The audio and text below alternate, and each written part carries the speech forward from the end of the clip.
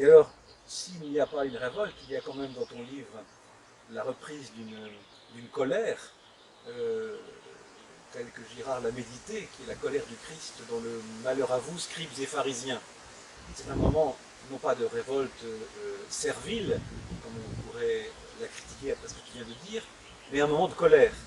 Et là, tu t'inspires beaucoup de la réflexion très profonde que Girard a entamée à partir de ces versets.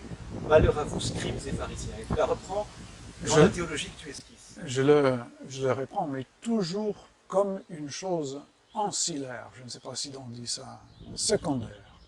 Parce que la première chose, c'est le projet, et non pas l'obstacle. C'est ça qui m'a enseigné Girard, que l'obstacle ne devient jamais l'objet.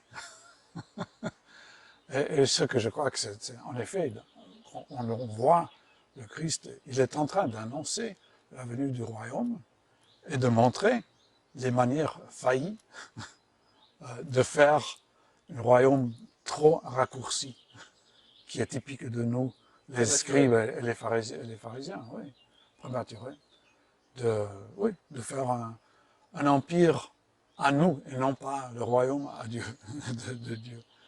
Et oui, ça c'est très difficile parce que, si tu veux, la passion, la colère, l'indignation, c'est important, mais à la fois ça peut être des passions absolument inutiles parce que ça nous donne l'impression d'être bon. Et surtout, c'est surtout éviter la fausse bonté qui vient avec ce type de passion. Non? Parce que, tu sais, colère, il y a